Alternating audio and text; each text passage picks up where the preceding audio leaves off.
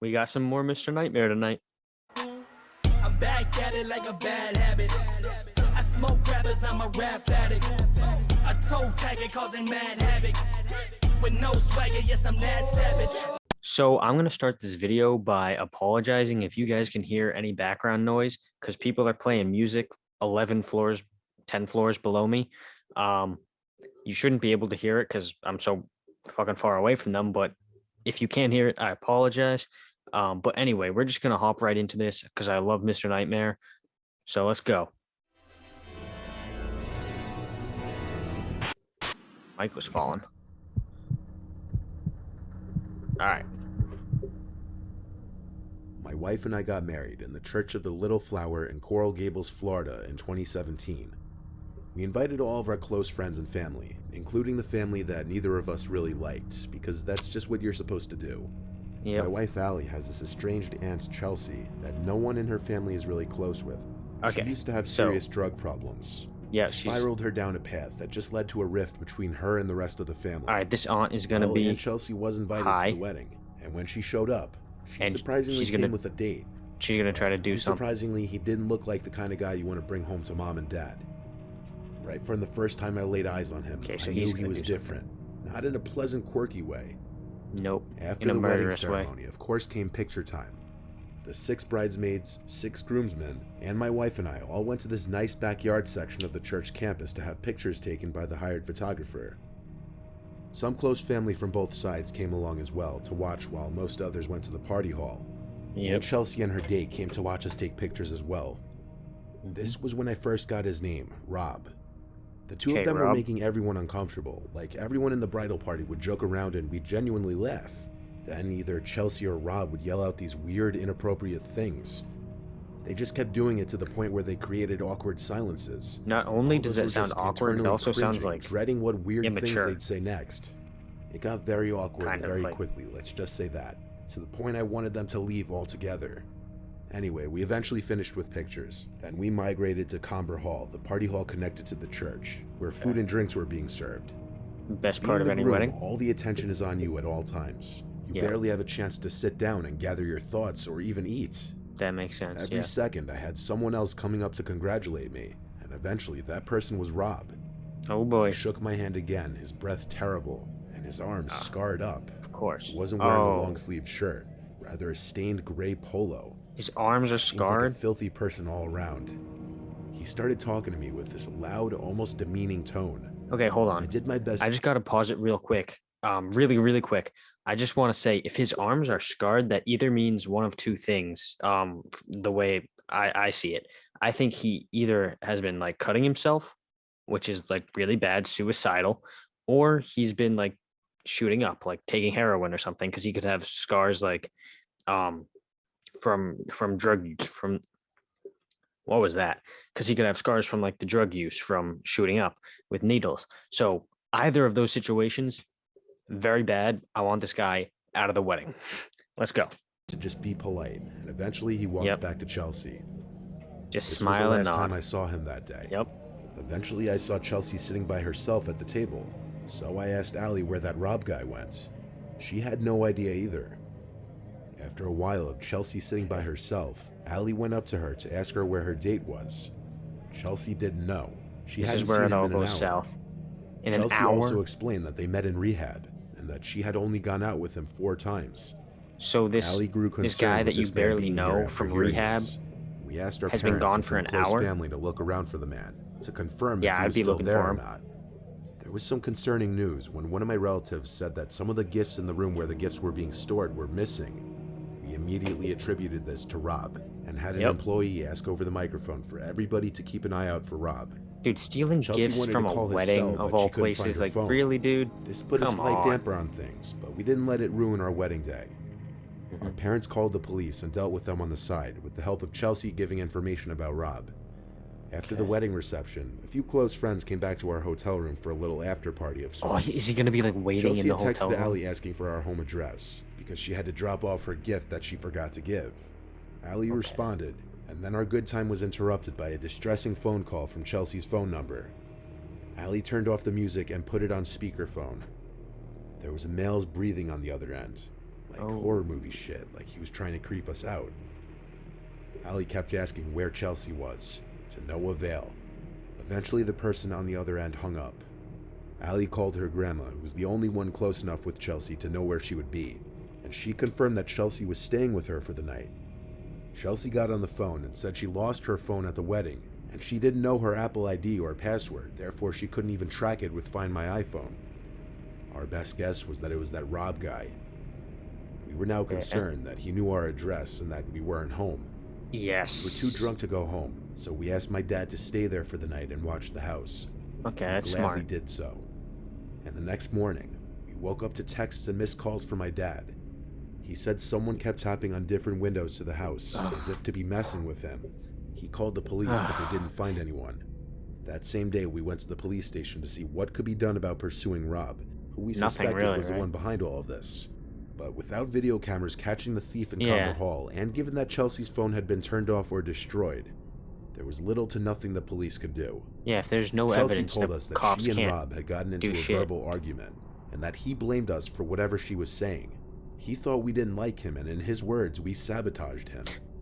We don't This like you. just further led us to believe he was responsible for that He's right weird about phone that. call and coming to our house in an attempt to scare or harass us. We never saw or heard from that Rob guy again, and we have only started to Good. further distance ourselves from Chelsea after that. I mean, it wasn't really Chelsea's fault, though, right?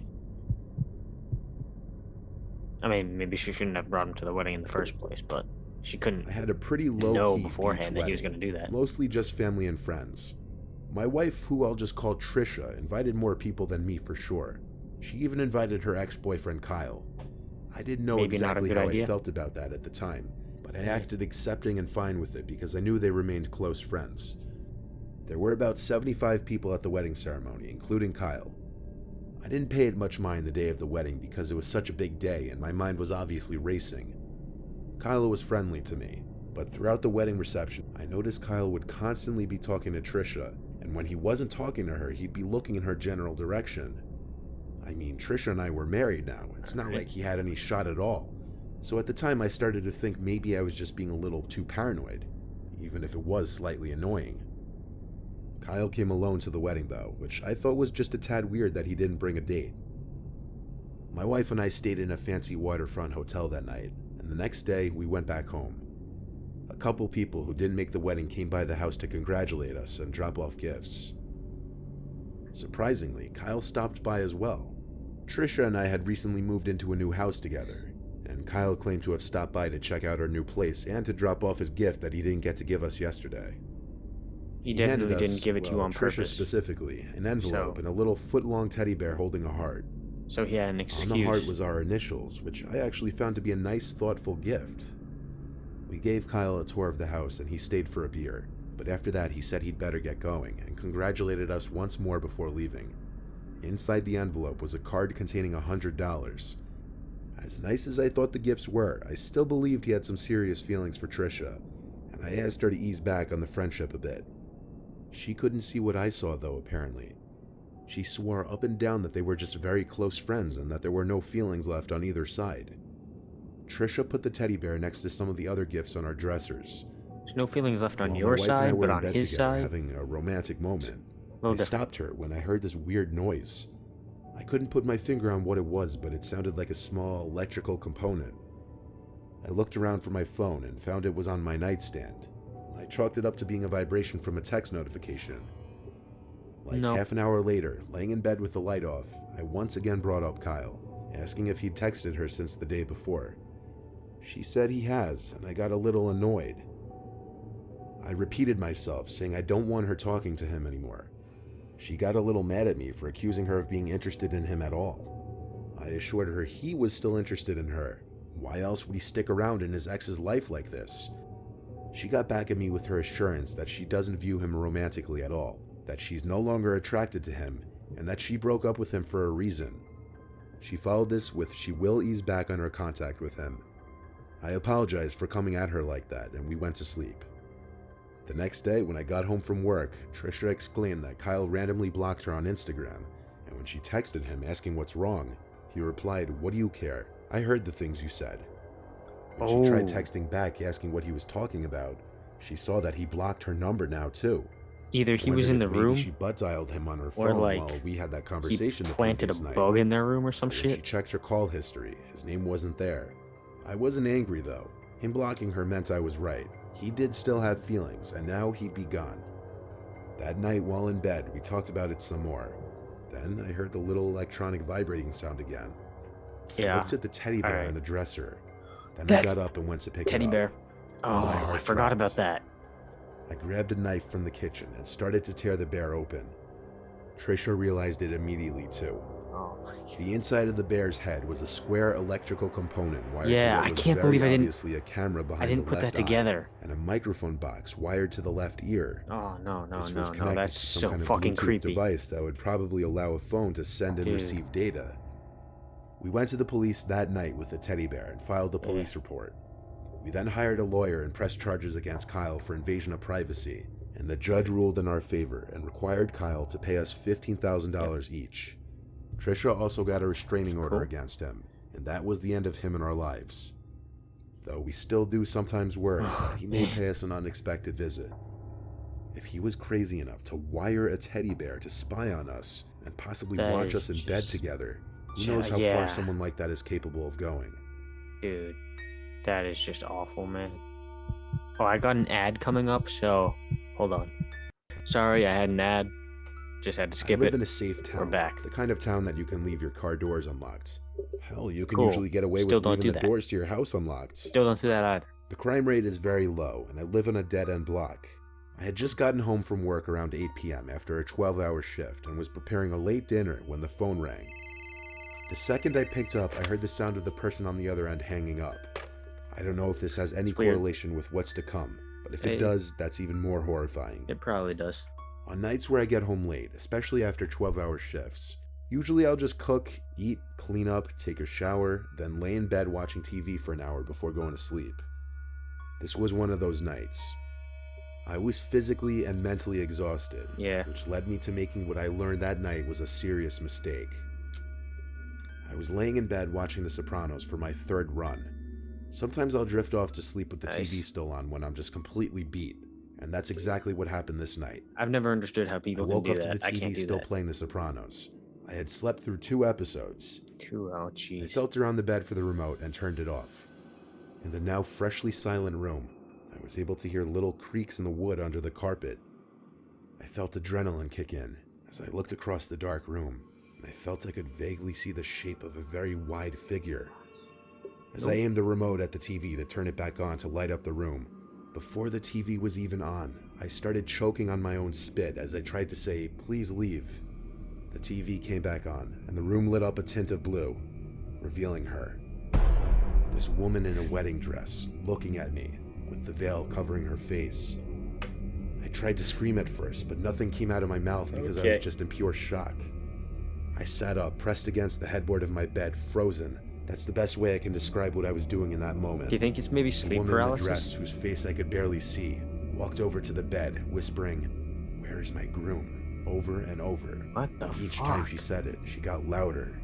Her whisper quickly turned to a yell, and she grabbed the edge of my mattress and started shaking it. I screamed back at her to leave me alone. Then I got off the bed, pushed her, and ran to the bathroom across the hall and locked the door. She followed me, trying to open the door, banging on it and repeating the words, "Where's my groom?" I yelled at her I'm calling the cops, and luckily I had Okay. my cell phone on me. I don't think The it woman can was be crying sleep now on the other paralysis side of the then. door, still if, knocking and banging. Like he actually The made last thing I physical heard her say contact. was, "I have to get to my wedding." I heard her stomp down my stairs, screaming and crying. Then I heard the front door slam shut. I was on the phone with 911, and I explained what just happened. I checked the living room, and she was gone. I stepped outside to see if I could see which way she ran, but she was out of sight. A police officer showed up shortly, and I described her as some larger woman in a white wedding dress and veil. Okay, so this How all she was like screaming, "Where's my groom?" happened. and "I have to get to my wedding." it wasn't just like a I couldn't nightmare. help with the direction she ran to. It was either down the only direction the street goes, or the woods to the right. She's obviously Because like of my exhaustion after my 12-hour has a shift, disability, I had forgotten to on simply drugs, lock my door. something like Something that. I honestly never even thought was a problem in my neighborhood. But this just goes to show that even the best of neighborhoods, you're not always safe from crazy people out there. Yeah. I think this woman was off her rocker. Always belonged in lock a your mental doors. asylum. And I hope police or somebody found her roaming the streets that night and brought her somewhere to get her help. Yeah, that is fucking terrifying. All right, that's it. That was pretty good, especially that last one, with the chick breaking into his into his house and then going into his bedroom like with a wedding dress on and being like, "Where's my groom?" and everything. That was fucking creepy. At first, I thought it might be sleep paralysis, so like he's having a hallucination, but he like ended up making physical contact with her when he shoved her. So that makes me think it probably couldn't have been that then. And then he like reported it to the police and everything. So it was actually real. Like there was an actual woman in his room, which is even more terrifying than it having been sleep paralysis. So that's pretty crazy. But yeah, I love Mr. Nightmare. Go show him some love on his channel. If you haven't already subscribed, go do that. And if you enjoyed this video, make sure you like and subscribe. And until next time, peace.